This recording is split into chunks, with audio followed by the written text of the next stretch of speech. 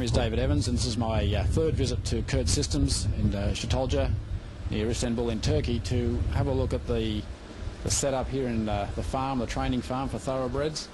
Mr. Kurt first invited me 3 years ago to visit, and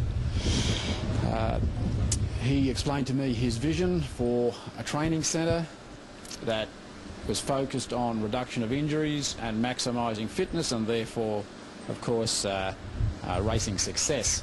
At the time there was a dirt track and plans for a 1400 metre covered track that would enable controlled exercise conditions with and without a jockey, and this week I've been able to visit and conduct some scientific investigations, but also have a look at the general management processes in place here, and I've got to say I've been impressed with many facets of the operation. Firstly, as you can see, is a fairly typical example. Not all horses are as quiet as this, but this is a typical example. The horses are very well behaved. I've been very impressed with the interactions between grooms and horses, and the facilities that enable horses to work in groups, which is natural, of course, for them. The horses look very well, and I've been very impressed with the training strategy, which is a nice combination of science and horse common sense. It's all very well to have a lot of science involved, of course, but the next job is to get winning on the racetrack, horses winning and performing to their maximum. And when I first arrived, I heard that of the previous 6 starts, 5 had been winning or been placed. The one that had not had previously won a group race. Since I've been here, another 3 starters, and none of those horses has finished worse than 3rd in their races. So the system is working, and the fact that it's working is a credit to many people. Firstly, of course, it's a credit to Mr. Kurt, his vision for a system that enables great fitness development and reduction in lameness. And there's been no, I've been here 2 weeks now, there's been no incidents of major lameness at all. There's just no, for example, no swollen hot fetlocks, no swollen hot knees, no sore feet, and horses have been in regular work either in this rail system that you see that I'm standing in, or on an adjacent track with a jockey. In this trip, in this visit, I've been able to use some of my expertise in assessment of horse exercise and training and fitness assessment, and work with Daniele to make sure that the best scientific principles are adopted in combination with his experience and common sense as a horse trainer. And Mr. Kurt is an early adopter of technology. He believes that technology can offer an advantage for horses for monitoring, training and fitness, and Daniele and I have been putting into place some systems this week to do exactly that. So, for example, in the rail system here, which I've got to say is a tremendous facility. I was a little sceptical about it initially, but very quickly I can see the advantages. And we've been measuring heart rates in yearling horses, which have just started to canter in this system, just a steady hack canter, and the 2-year-olds all working in the system, and even the most excitable of 2-year-old colts come in here and quickly settle into some trotting, slow and faster cantering, up to speeds of about 35 kilometres per hour or a 20-second furlong. And so that has enabled us to monitor just exactly what is happening in their training. We've found that heart rates in the system at, for example, near 35 kilometres per hour are sub-maximal.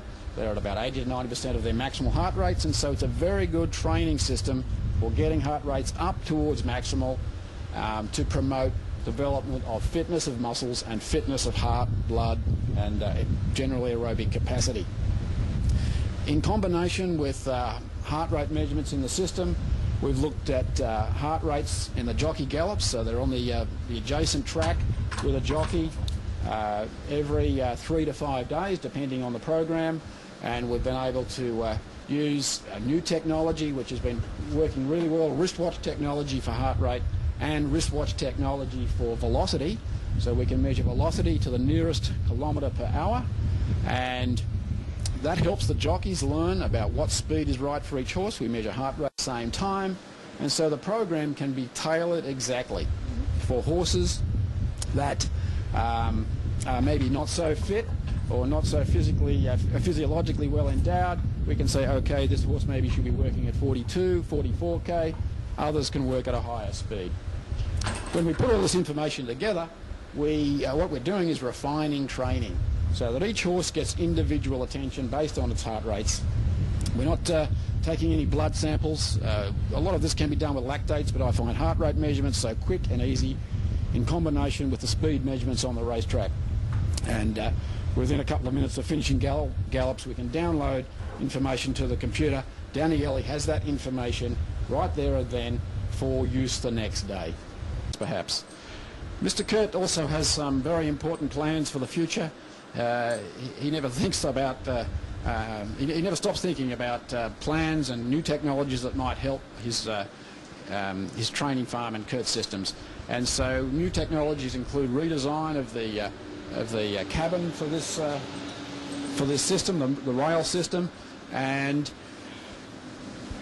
that redesign will include, as it does now, cameras so that each horse can be seen during its canter, so the trainer is able to see exactly what's happening and also monitor heart rates of each horse while the training car, which you've probably seen on the website in another location. There are large plans for development of a research laboratory, a mobile research laboratory with a training car. So this week we've put in place plans to establish a research facility for measuring breathing in horses. This follows on some research work at the University of Sydney that I've been involved in. Using a mask, we will be able to assess horses' lung function, look at their recovery from racing, measuring lung function. And we've also been talking to Dr. Eric Barry about Equimetrics, a wonderful system for measuring locomotion and conducting gait analysis. And so the plan is that the future training car will enable us to look at gait analysis for detection of any abnormalities of locomotion in the horse, and assess horses, for example, after a race to make sure that their gait is absolutely right before they go to the next race and that they've not developed any respiratory problems. Of particular interest, it perhaps is looking at lung function after races, because many horses bleed into their lung during racing, and we'd ideally like to know that if that has happened, lung function before they go back racing has returned to normal. And by what we'll be able to do with a training car is put the mask on the horse and measure lung function to make sure that everything is as it was before the race. Of course, by measuring lung function, we can also make sure that our management systems, the bedding in the boxes, is not causing any respiratory disease, and if in the occasional horse there is some respiratory disease, we know when the horse has recovered. But I've got to say, this is a wonderful environment for horses out of the perhaps not so ideal air quality of Istanbul. Always a nice breeze off the Black Sea here, and we don't have any coughing horses, any snotty noses, and I think the respiratory systems of these horses are going to be pretty good. So in the future we need some bronchoalveolar lavage and washes of their lungs just to make sure about that. So there's an exciting future. I think I see a future where there'll be collaboration between scientists, perhaps from many countries, and I've already mentioned Dr. Barry, but also Professor Bailey and Professor McElraith from the US. I look forward to collaborating with them perhaps in the future, studying various aspects of racehorse health and fitness, with a view to maximising, of course, the welfare of the horse.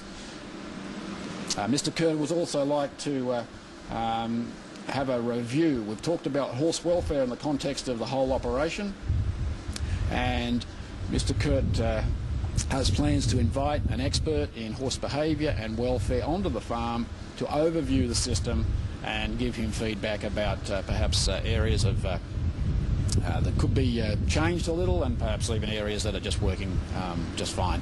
Buongiorno, mi chiamo Marco Astrologo e sono un veterinario italiano.